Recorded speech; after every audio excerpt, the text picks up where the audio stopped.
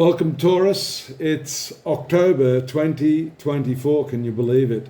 Unfortunately, I have a little problem. Technically, I'm not able to use my desktop where I've got the horoscope animated. I apologize for that. Hopefully, you can follow the theme of what I'm seeing here, especially with the early eclipse on the 3rd of October at 10 degrees of Libra. That's going to take place in your 6th house. So, these eclipses have to do with karma, and the sun and the moon are always involved with the nodes when those eclipses take place. For you, the moon is actually ruling your 3rd house, and the sun is ruling your 4th house. So this can show issues related to siblings or family matters that come up out of nowhere. 6th house also has to do with your work and your service. So it can be few different areas that are activated by this eclipse, and this can be service or obligations, daily routine with your co-workers and the profession that you've chosen, or indeed it can relate to the way you've been dealing with family members, in particular, as I said, siblings. The 3rd house of the horoscope generally relates to the next born sibling, but it can relate to siblings generally. So these are the areas that may be triggered. And also the 6th house has a lot to do with your health. And so whenever the eclipse takes place, it releases energy, karmic energy. So if you've got repressed feelings, or you've got psychological knots related to things that have happened in your past, especially if they relate to your work or the people that you've worked with, then you may not be able to control the urge to resolve that. You'll see it arise, not always on the date of the eclipse, which is the 3rd. Sometimes there's a little bit of a lag. So be mindful of that. And also mindful, I'm just having a look there, the 12th of October, that moon, again, that's involved in the eclipse, that moves into that rapt conjunction with Pluto. Ooh, that's intense up there in the area of your career. So again, there's a repetitive theme that we see here, Taurus, related to that. Retrograde Jupiter on the 9th, that's happening in your finance sector. There's that Pluto that I'm just talking about going direct on the 12th of October.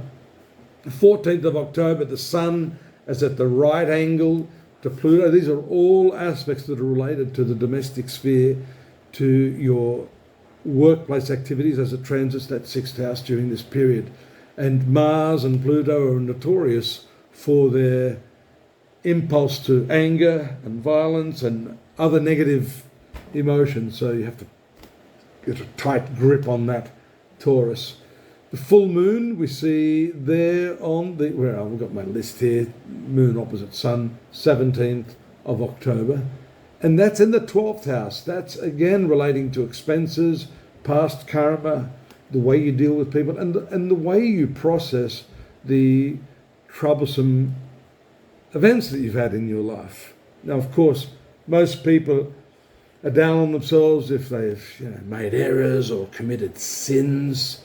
If you take the religious viewpoint, I don't believe in errors or sin. I think there are lessons. And so this is an opportunity for you to think about your past and all of those activities, the present as well, in terms of lesson, in terms of whatever you've had to pay for the errors is really an education, a life education. So it's a matter of just giving your mind a bit of a shift in its attitude and its perspective, and I think that can help you tremendously. Sun moves to Scorpio on the 23rd. That's your 7th house. You see it this last week of the month, a lot of activity associated with relationships, with the general public as well. This is not just about the relationships you have with those most important people, although the 7th house is normally a focus on that area.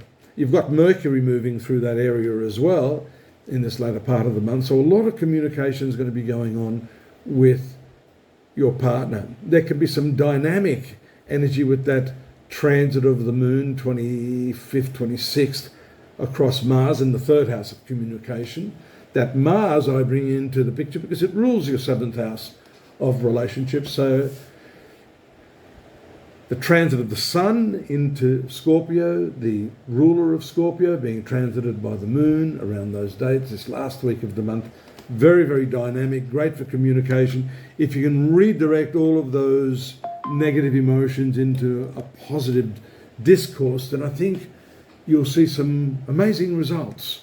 29th, the Moon moves back into the area where the eclipse started the month. It's going to be in contact with the South Node.